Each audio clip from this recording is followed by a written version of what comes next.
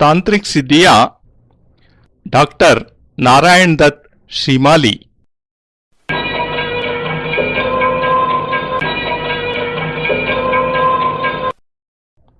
कथन। मुझे प्रसन्नता है, यह एक ऐसा ग्रंथ है जिसकी विषय वस्तु सर्वथा मौलिक और अप्रकाशित है तथा वे साधनाएं तथा सिद्धियां जिनके बल पर भारत संपूर्ण विश्व का सिरमौर कहा जाता है, प्रत्येक साधक की इन सिद्धियों को प्राप्त करने की लालसा रहती है। वे सिद्धियां स्पष्ट रूप में इस पुस्तक के माध्यम से पहली बार प्रकट हो रही है। सिद्धियों और साधनाओं का विवरण स्पष्ट रूप से दिया गया है। इस संबंध में जो भी पत्र मुझे प्राप्त हुए, मैंने बिना उसमें संशोधन किए उन पत्रों को इस पुस्तक में स्थान दिया है। अतः इन सिद्धियों की जो साधक साधना करना चाहे, वे अपने विवेक और इच्छा के अनुसार इनसे लाभ उठा सकते हैं। साधना एक कठिन कार्य है। इसमें जो भी सिद्धियां और साधनाएं दी है वे प्रामाणिक है, पर सफलता और असफलता के मूल में साधक का विवेक और सामर्थ्य शक्ति मुख्य रूप से प्रभावक रहती है। यदि साधक किसी साधना में असफल होता है तो यह उनके अपने विवेक और सामर्थ्य शक्ति की न्यूनता ही कही जा सकती है। अतः साधक को पूर्णता अवश्य प्राप्त करना चाहिए। पुस्तक में वर्णित घटनाएं कल्पना एवं यथार्थ का सुखद सामंजस्य है। ये डॉक्टर श्रीमाली के संपूर्ण व्यक्तित्व पर प्रकाश डालती है। अतः उनका नाम मैं अपने गुरु होने के नाते आदर व्यक्त करने के लिए दे रहा हूं। इस दृष्टि से यह पुस्तक मैं गुरुचरणों में समर्पित भाव से प्रस्तुत कर रहा हूं। योगी Gyananand.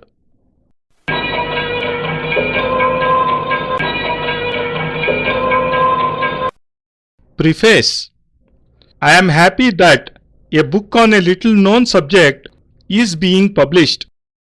Tantric practices and siddhis which have made India the world leader in spiritual power and which sadhakas or practitioners of Tantra strive to master have been elucidated through this book. The details of the siddhis and sadhanas have been given here lucidly. I have reproduced here, unedited, all the letters related to the subject that I was able to obtain. Therefore, neither the publisher nor the author or compiler is responsible for the success or failure of these siddhis. Sadhakas, desirous of practicing them, may use their own judgment and wisdom. Sadhana is a difficult pursuit. The siddhis and sadhanas given in this book are authentic, but ultimately it is only the sadhaka's own enduring capacity, power and wisdom which are responsible for their success or failure. One's failure in a sadhana may be attributed to his own inadequacy. The publisher's interest and enthusiasm have enabled the book to come out with an attractive get-up, and they deserve to be thanked. The episodes narrated in this book are a pleasant blending of facts and imagination. They bring out the total personality of Dr. Shrimali. I mention his name with all respect as he is my guru and dedicate this little book to him with humility and deep gratitude. Yogi Gnanananda.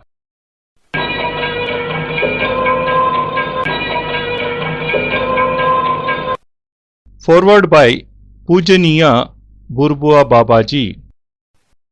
Yogi Jnanananda showed me the letters related to Dr. Narayan Datta Shrimali's life. He wished them to be published.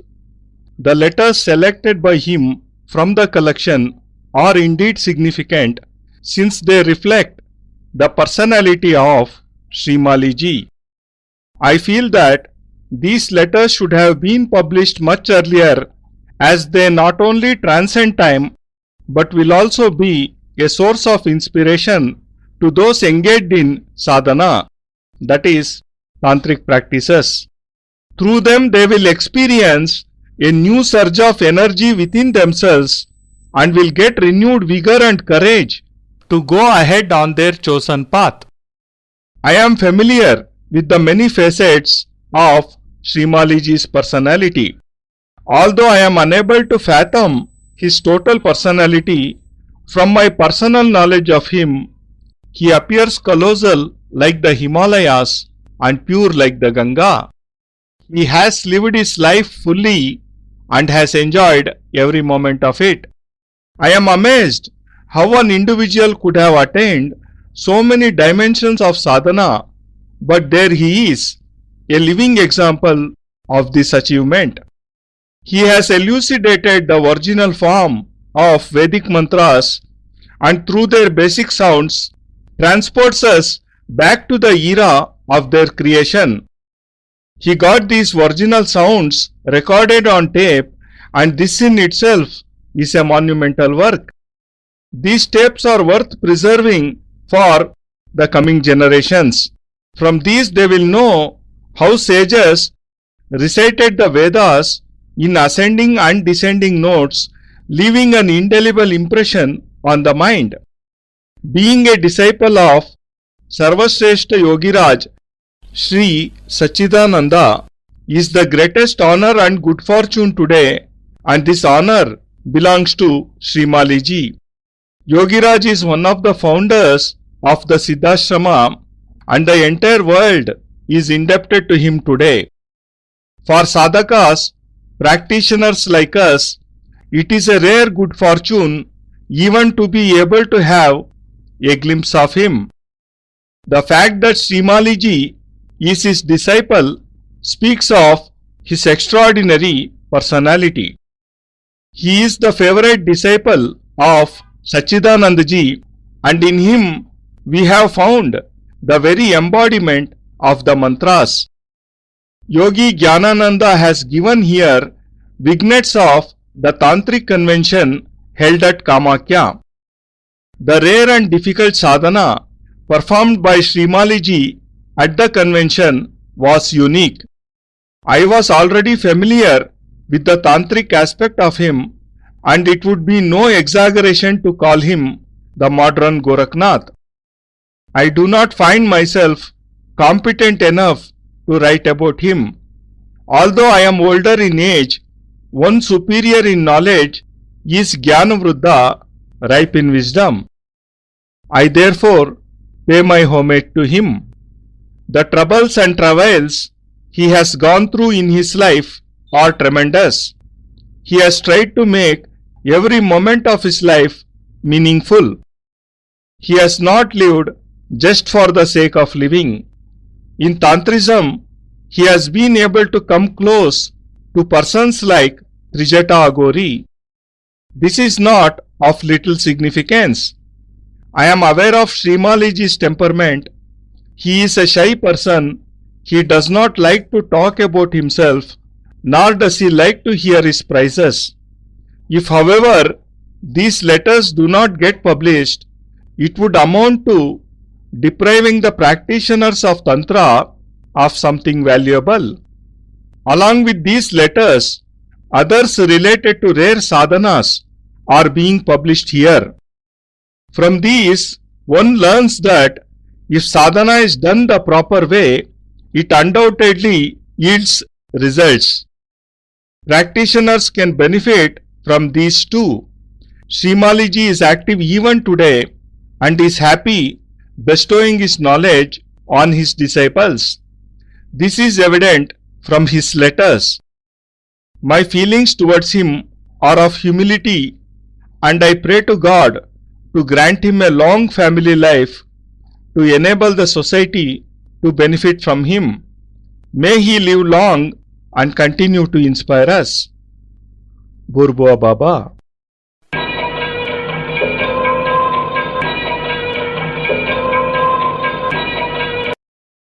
Doctor Narayan Dutt Shrimali एक परिचय।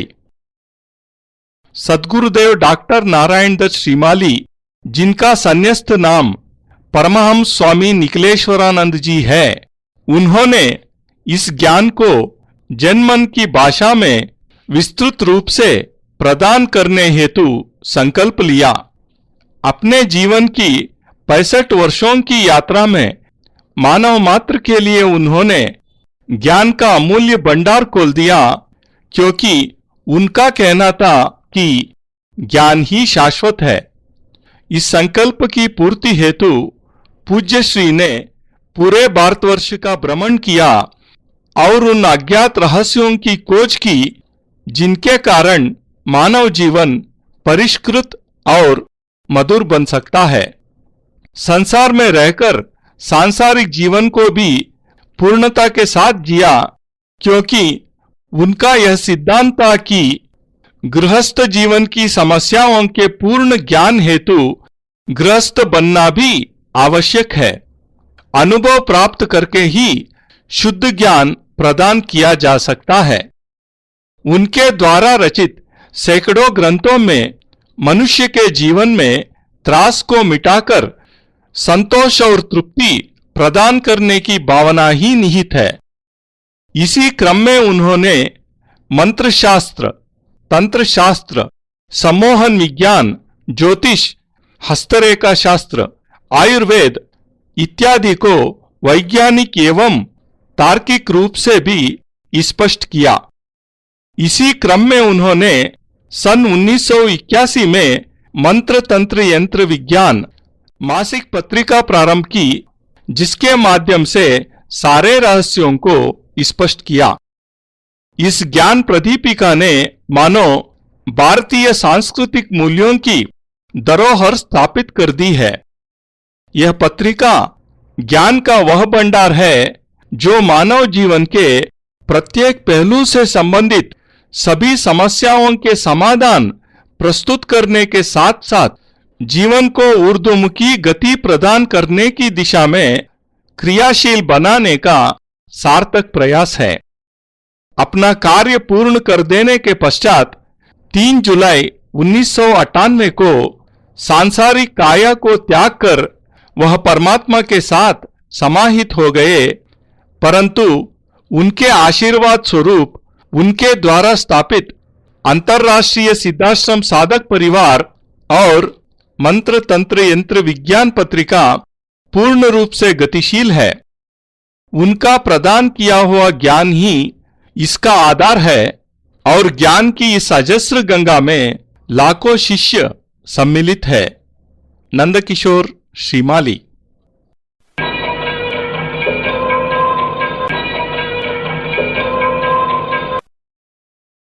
ಜೈ ಗುರುದೇವ್.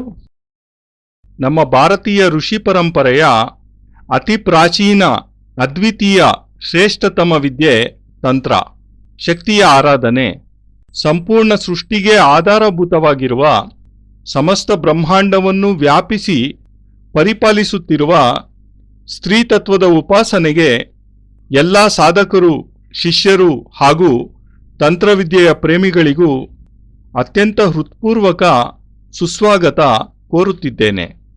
ಪರಮಪೂಜ್ಯ ಗುರುದೇವ್ ಯೋಗಿರಾಜ್ ನಿಖಿಲೇಶ್ವರಾನಂದರ the power of Tantra ಎಂಬ ಈ ಅದ್ಭುತವಾದ ಕೃತಿಗೆ ಮುನ್ನುಡಿಯನ್ನು ಪೂಜನೀಯ ಬೂರ್ಬುವ ಬಾಬಾಜಿಯವರು ಬರೆದಿರುತ್ತಾರೆ. ಪೂಜ್ಯ ಬಾಬಾಜಿಯವರು ಆಧ್ಯಾತ್ಮಿಕ ಗುರುಗಳಾಗಿ ಮಾತ್ರವಲ್ಲದೆ ನಿಷ್ಣಾತ ತಾಂತ್ರಿಕರಾಗಿಯೂ ಸಹ ವಿಶ್ವವಿಖ್ಯಾತರಾಗಿದ್ದಾರೆ. ತಂತ್ರವಿದ್ಯೆಯ ಶ್ರೇಷ್ಠ ಶಕ್ತಿಪೀಠವಾದ ಕಾಮಾಖ್ಯದಲ್ಲಿ ಕಾಮಾಕ್ಷಾದೇವಿಯ ಪವಿತ್ರತಮ ದಿವ್ಯ ಸನ್ನಿಧಿಯಲ್ಲಿ ನಡೆದಂತಹ ಮಹಾತಂತ್ರ ಸಮ್ಮೇಳನದ ಹಿಂದಿನ ಮೂಲ ಪ್ರೇರಣೆ ಹಾಗೂ ಪ್ರಮುಖ ಆಧಾರ ಸ್ತಂಭ ಬಾಬಾಜಿಯವರೇ ಆಗಿದ್ದಾರೆ. ಅದ್ಭುತ ಅಲೌಕಿಕ ಅದ್ವಿತೀಯ ಸಾಧನೆಗಳನ್ನು ಮಾಡಿ ತಂತ್ರ ಮಹಾವಿದ್ಯೆಯಲ್ಲಿ ದಂತಕಥೆಗಳಾಗಿರುವ ಮಹಾನ್ ಸಾಧಕರುಗಳನ್ನೆಲ್ಲ ತಂತ್ರ ಸಮ್ಮೇಳನದ ಒಂದು ಮೇಲೆ ಕರೆತಂದ ಕೀರ್ತಿ ಪೂಜ್ಯ ಬಾಬಾಜಿಯವರಿಗೆ ಸಲ್ಲುತ್ತದೆ. ಈ ಅಮೋಘ ಕೃತಿಯ ಪ್ರಾರಂಭಿಕ ವ್ಯಾಖ್ಯಾನವನ್ನು ತಂತ್ರ ಸಮ್ಮೇಳನದಲ್ಲಿ ಭಾಗವಹಿಸಿ ಅಲ್ಲಿನ ಅದ್ಭುತ ಅಲೌಕಿಕ ವಿದ್ಯಮಾನಗಳ ಪ್ರತ್ಯಕ್ಷದರ್ಶಿಯಾದ ಆತ್ಮೀಯ ಗುರುಬಾಯಿಗಳಾದ ಯೋಗಿ ಜ್ಞಾನಾನಂದರು ಮಾಡಿದ್ದಾರೆ. ಈ ಕೃತಿಯನ್ನು ಸಂಪೂರ್ಣವಾಗಿ ಇಂಗ್ಲಿಷ್, ಕನ್ನಡ, ತೆಲುಗು ಭಾಷೆಗಳಲ್ಲಿ ವಿನಮ್ರತೆಯಿಂದ ಪರಮಪೂಜ್ಯ ಗುರುದೇವರ ಪಾದಪದ್ಮಗಳಲ್ಲಿ ಸಮರ್ಪಿಸುತ್ತಿದ್ದೇನೆ. ತ್ವದೀಯಂ ವಸ್ತು ನಿಖಿಲಂ ತುಭ್ಯಮೇವಂ ಸಮರ್ಪಯೇತ್. ಜೈ ಗುರುದೇವ್. ಗುರುದೇವರ ಕೀರ್ತಿ ಅಜರಾಮರವಾಗಿ ಉಳಿಯಲಿ. ಜೈ Gurudev. All glory to Gurudev. With love and gratitude. ಪ್ರೀತಿ ಮತ್ತು ಕೃತಜ್ಞತೆಯೊಂದಿಗೆ ಗುರೂಜಿ ನಿಖಿಲ್ ಸಚ್ಚಿದಾನಂದ.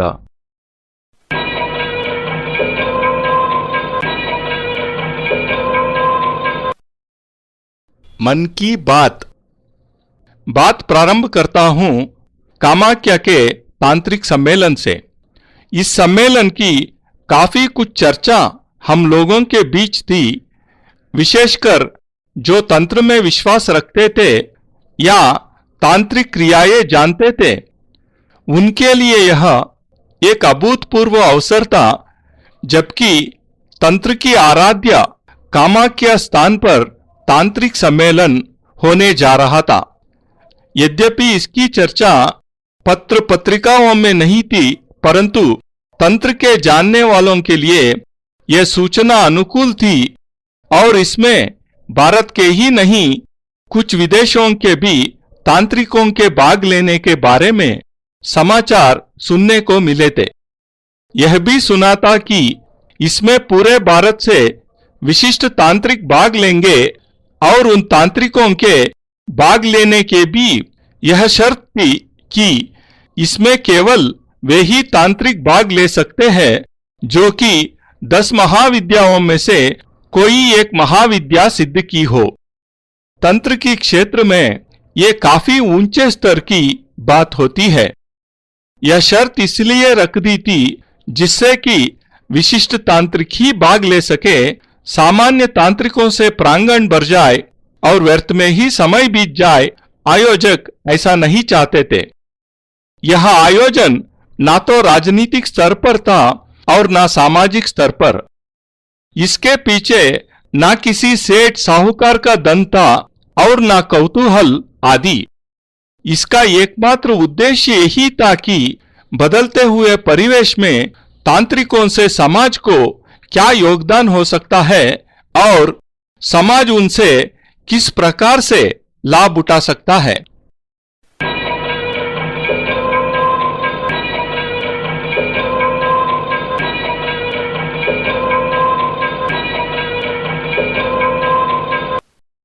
ಭಾರತ ನಮ್ಮ ದೇಶ ಇಡೀ ವಿಶ್ವದ ಕಣ್ಮಣಿ.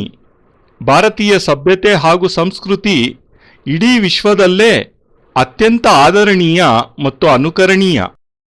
ಭಾರತದ ಅತ್ಯಂತ ಪವಿತ್ರತಮ ಪ್ರತಿಷ್ಠಿತ ಶಕ್ತಿಪೀಠ ಕಾಮಾಖ್ಯ ಅತ್ಯಂತ ಗೋಪನೀಯ ವಿಶಿಷ್ಟ ತಂತ್ರವಿದ್ಯೆಯ ತವರೂರು.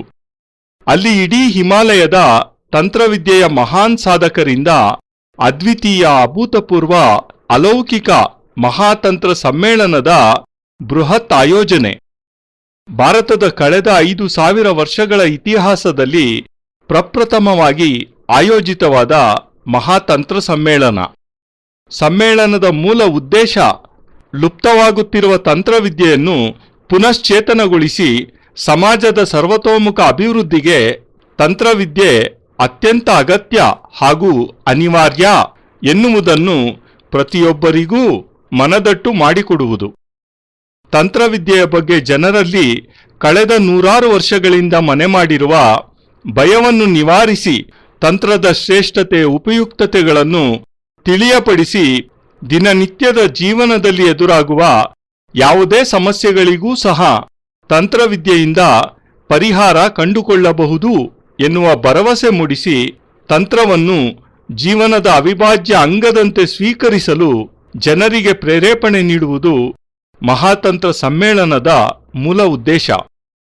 ತಂತ್ರವಿದ್ಯೆಯ ಅತ್ಯಂತ ಗೋಪನೀಯ ಸಾಧನೆಗಳಾದ ಪರಕಾಯ ಪ್ರವೇಶ, ಮೃತ ಸಂಜೀವಿನಿ ವಿದ್ಯೆ, ಆಕಾಶಗಮನ ಸಿದ್ಧಿ, ಕಾತ್ಯಾಯನಿ ಪ್ರಯೋಗ, ಕೃತ್ಯ ಸಾಧನೆ ಮುಂತಾದ ಹಲವಾರು ಸಾಧನೆಗಳನ್ನು ಮಹಾತಂತ್ರ ಸಮ್ಮೇಳನದ ಮುಖಾಂತರ ಬೆಳಕಿಗೆ ತಂದು ಭಾರತದ ಹಿರಿಮೆಯನ್ನು ಇಡೀ ವಿಶ್ವಕ್ಕೇ ತೋರಿಸುವ ಮಹಾಸಂಕಲ್ಪ ನಮ್ಮ ಋಷಿಮುನಿಗಳದ್ದು.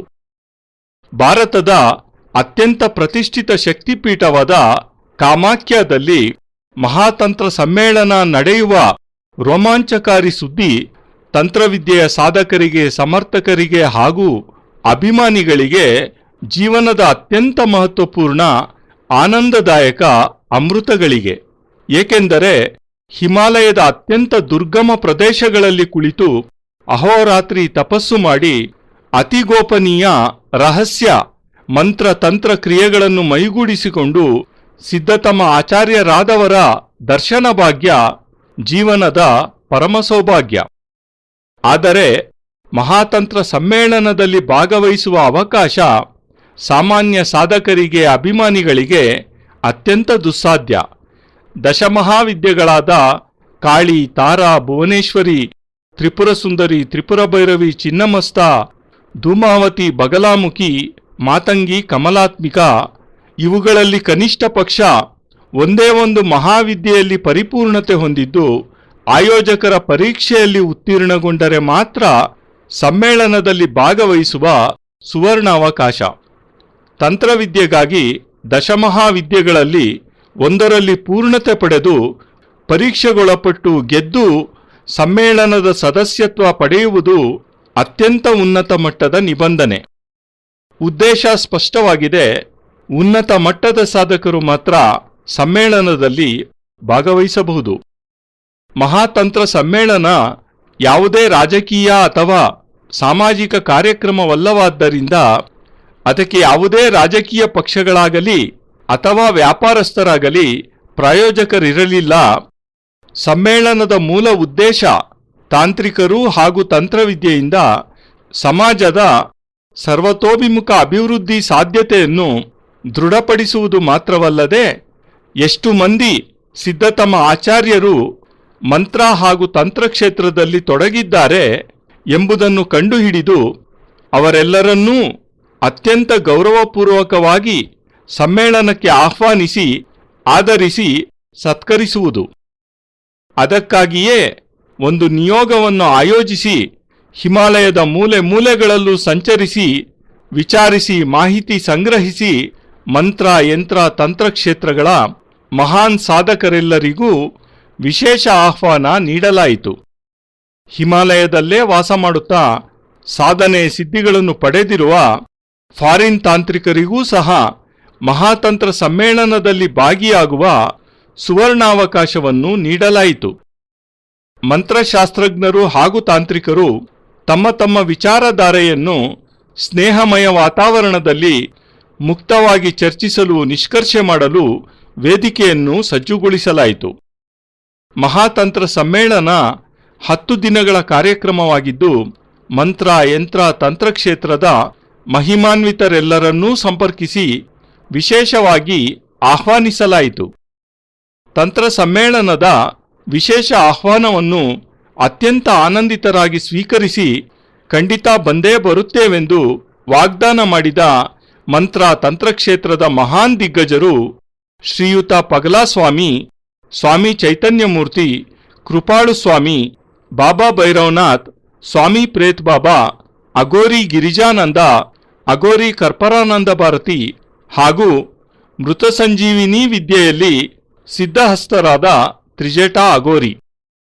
ಈ ಪ್ರತಿಯೊಬ್ಬರೂ ತಮ್ಮ ತಮ್ಮ ಸಾಧನಾ ಕ್ಷೇತ್ರದಲ್ಲಿ ಅದ್ಭುತ ಅಲೌಕಿಕ ಸಾಧನೆ ಮಾಡಿ ದಂತಕಥೆಯಾಗಿ ಉಳಿದವರು. ಇಂತಹ ಮಹಾನ್ ಸಾಧಕರನ್ನು ಒಂದೇ ವೇದಿಕೆಯಲ್ಲಿ ಕಾಣುವುದು ಅತ್ಯಂತ ವಿಸ್ಮಯಕಾರಿ ಘಟನೆ. ಸಮ್ಮೇಳನದ ಮೂಲ ಉದ್ದೇಶ ಎಡ ಮತ್ತು ಬಲಪಂಥದ ವಿಶೇಷಜ್ಞರನ್ನು ಒಂದೇ ವೇದಿಕೆಯಲ್ಲಿ ತಂದು ಅವರಿಂದ ಸಿದ್ಧಿಗಳ ಪ್ರದರ್ಶನ ಮಾಡಿಸುವುದು, ನಂತರ ಸಾಧನಾ ಕಾಲದಲ್ಲಿ ಉದ್ಭವಿಸುವ ಸಮಸ್ಯೆಗಳ ಪರಿಹಾರ ಹಾಗೂ ಜನಸಾಮಾನ್ಯರಿಗೆ ದೈನಂದಿನ ಜೀವನದಲ್ಲಿ ಸಾಧನೆ ಸಿದ್ಧಿಗಳ ಉಪಯುಕ್ತತೆಯನ್ನು ಮನದಟ್ಟು ಮಾಡಿಸುವುದು.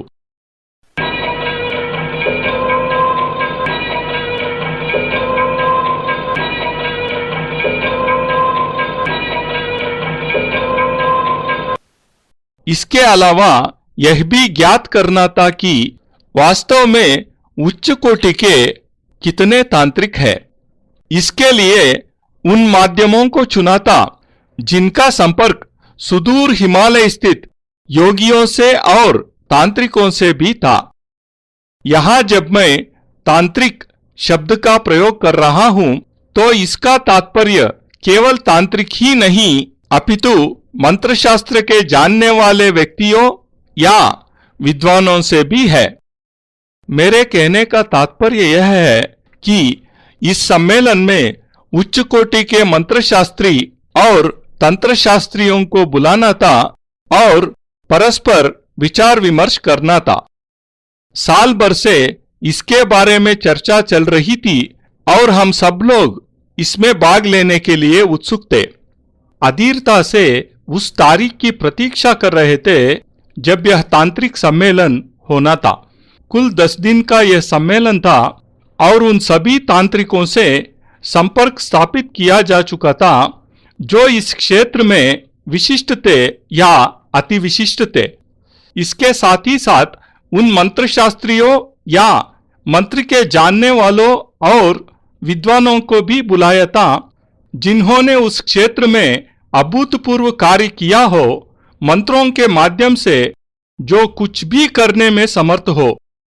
उन सभी योगियों और साधकों से संपर्क किया जा चुका था जिन्होंने अपने जीवन का बहुत बड़ा हिस्सा उस विशिष्ट साधना में बिताया हो, और यह प्रसन्नता की बात थी कि भारत के अति विशिष्ट मंत्र मर्मज्ञों और तांत्रिकों ने भाग लेने की स्वीकृति दी थी। इनमें पगला बाबा, स्वामी चैतन्य मूर्ति, कृपालु स्वामी, बाबा भैरवनाथ, स्वामी प्रेत बाबा, अघोरी गिरिजानंद, अघोरी करपरानंद भारती, त्रिजटा अघोरी आदि कई ऐसी विशिष्ट विभूतियां थी जिनके बारे में लाखों करोड़ों बार सुना था।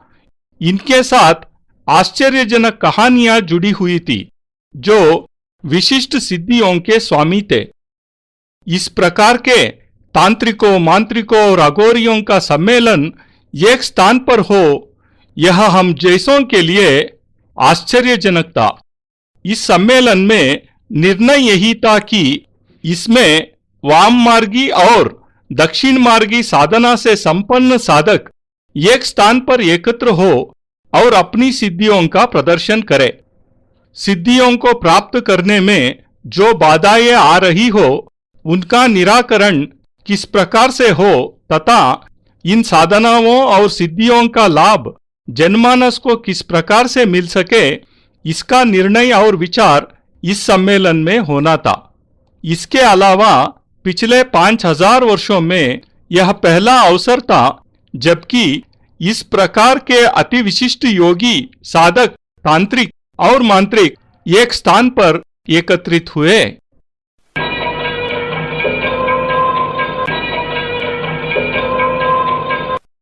इसके लिए कुछ विशिष्ट योगियों ने जो प्रयत्न किया था वह वास्तव में ही सराहनीय था और उनके ही प्रयत्नों से यह असंभव कार्य संभव हो सका था। उनके प्रयत्नों से ही सुदूर हिमालय स्थित साधकों से संपर्क हो सका था और उनको उस सम्मेलन में भाग लेने के लिए तैयार किया जा सका था। प्रयत्न यह था कि इस सम्मेलन की चर्चा ज्यादा न हो, क्योंकि इससे पूरे भारत से लोग दर्शनों के लिए या मिलने के लिए एकत्र हो जाते और इससे अव्यवस्था सी उत्पन्न हो जाती। फलस्वरूप जिस उद्देश्य के लिए यह सम्मेलन बुलाया जा रहा था वह उद्देश्य ही अपने आप में समाप्त हो जाता। इसके अलावा साधकों ने भी यह शर्त लगा दी थी कि हम जनसाधारण के सामने ना तो जाना चाहते हैं और ना अपना या अपनी सिद्धियों का प्रदर्शन करना चाहते हैं। उनकी बात अपने स्थान पर सही भी थी और यह उचित ही था कि जिस उद्देश्य के लिए यह अभूतपूर्व सम्मेलन हो रहा है उसकी गरिमा बनी रह सके, साथ ही साथ इसमें जो महापुरुष या विशिष्ट साधक भाग ले रहे हैं उनकी प्रतिष्ठा में किसी प्रकार की आंच न आए तथा किसी प्रकार की न्यूनता न रहे।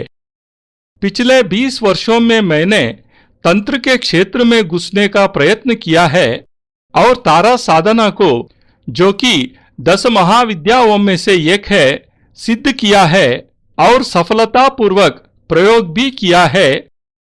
इससे मैं अपने आप को कुछ समझने लग गया था, अपने आप को बहुत कुछ समझने लग गया था, परंतु इस सम्मेलन में भाग लेने पर ज्ञात हुआ कि मैं कुछ भी नहीं हूं, या यूं कहूं कि भाग लेने वाले साधकों के पास जो सिद्धियां हैं उनके सामने मैं नगण्य हूं, धूल के कण जितना भी मेरा महत्व नहीं है। यदि मैं सैकड़ों वर्षों तक उनके चरणों में बैठकर ज्ञान प्राप्त करूं, तब भी उनकी ताह नहीं पाई जा सकती। इस तारा साधना की कड़ी परीक्षा देने के बाद ही मुझे इस सम्मेलन में भाग लेने की अनुमति मिली थी। मैं सोचता हूं कि पिछले 20 वर्षों में भी मैं जो नहीं जान सका था वह इस सम्मेलन में जान पाया। यह मेरे पूर्व जन्म और इस जन्म का पुण्य प्रभाव ही था जिससे कि मैं इस सम्मेलन में भाग लेने का अधिकारी माना गया। यह मेरी पीढ़ी का सौभाग्य है कि इस पीढ़ी में इस प्रकार का अभूतपूर्व सम्मेलन हो सका और हम अपनी आंखों से इस सम्मेलन को देख सके। वह मेरे पुण्यों का उदय था जिससे कि मैं उन विशिष्ट साधकों को देख सका जिनके दर्शन ही दुर्लभ है। यदि तंत्र और मंत्र इस देश में जीवित है तो केवल इस प्रकार के विशिष्ट साधकों के बल पर ही। ये साधक नहीं, मंत्र तंत्र के जीवंत रूप है।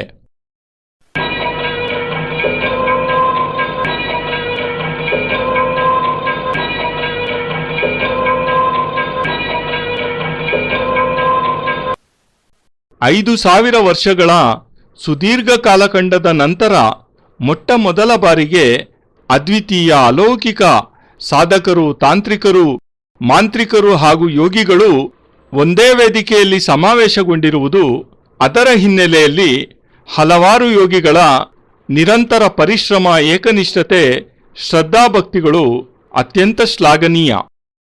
ತಾಂತ್ರಿಕ ಸಮ್ಮೇಳನದ ಆಯೋಜನೆ ಮತ್ತು ಅಲ್ಲಿ ನಡೆದಂತಹ ವಿಶಿಷ್ಟ ಘಟನಾವಳಿಗಳ ಕಿರುಪರಿಚಯ, ತಾಂತ್ರಿಕ ಲೋಕದ ನಿಗೂಢತೆಯನ್ನು ತಿಳಿಯುವ ಉತ್ಸುಕತೆ ಹೊಂದಿರುವ ಓದುಗರೊಂದಿಗೆ ಹಂಚಿಕೊಳ್ಳುವ ಪರಮ ಸೌಭಾಗ್ಯ ನನ್ನದಾಗಿದ್ದಕ್ಕೆ ನಾನು ಆಜನ್ಮ ಪರ್ಯಂತ ಭಗವಂತನಿಗೆ ಚಿರಋಣಿಯಾಗಿದ್ದೇನೆ. ನನ್ನ ಹೆಸರು ಯೋಗಿ ಜ್ಞಾನಾನಂದ. ಕಳೆದ 20 ವರ್ಷಗಳಿಂದ ಅತ್ಯಂತ ಗೋಪನೀಯ ತಾಂತ್ರಿಕ ವಿದ್ಯಾ ಜಗತ್ತಿನಲ್ಲಿ ಪ್ರವೇಶಿಸಿ ದಶಮಹಾವಿದ್ಯೆಗಳಲ್ಲೊಂದಾದ ತಾರಾ ಭಗವತಿ ಸಾಧನೆಯನ್ನು ತಂತ್ರವಿದ್ಯಾ ಗುರುಗಳಾದ ಪೂಜ್ಯ ಶ್ರೀ ಭೂತ್ ಬಾಬಾರವರಿಂದ ದೀಕ್ಷೆ ಪಡೆದು ಅನುಗ್ರಹೀತನಾಗಿ ಸಿದ್ಧಿ ಪಡೆದಿದ್ದೇನೆ. ತಾರಾ ಮಹಾವಿದ್ಯೆ ಸಿದ್ಧಿಯಾದ ನಂತರ ಅದರ ಪ್ರಯೋಗಗಳನ್ನು ಮಾಡಿ ಪಡೆದ ಯಶಸ್ಸಿನಿಂದ ನನಗೆಲ್ಲ ಗೊತ್ತಿದೆ, ನನ್ನ ಸಮಾನರಾರೂ ಇಲ್ಲ ಎಂಬ ಅಹಂಭಾವ ಜಾಗೃತವಾಗಿತ್ತು. ತಂತ್ರ ಸಮ್ಮೇಳನದಲ್ಲಿ ಭಾಗವಹಿಸಿದ ನಂತರ ನನಗನಿಸಿದ್ದು, ತಂತ್ರವೆಂಬ ಮಹಾಸಾಗರದಲ್ಲಿ ನನ್ನ ಅಸ್ತಿತ್ವ ಒಂದೇ ಒಂದು ಹನಿಯಷ್ಟೂ ಇಲ್ಲ ಎಂದು.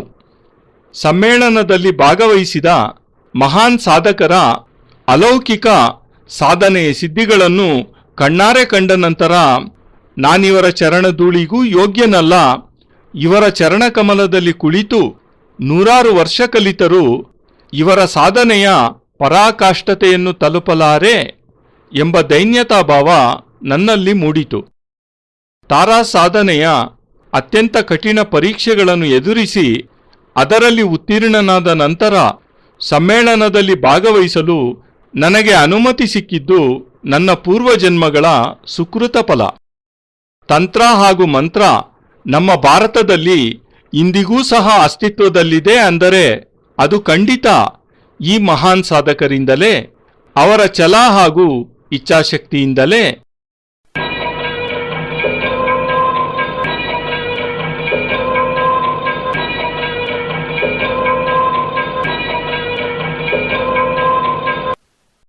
ನಾರಾಯಣೋ ತ್ವಂ ನಿಖಿಲೇಶ್ವರೋ ತ್ವಂ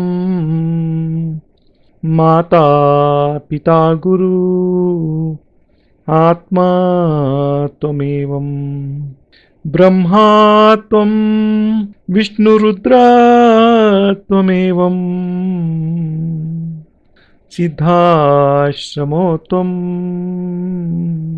ಗುರುವಂ ಪ್ರಣಮ್ಯಂ ತ್ವಮೇವ ಮಾತಾ ಚ ಪಿತಾ ತ್ವಮೇವ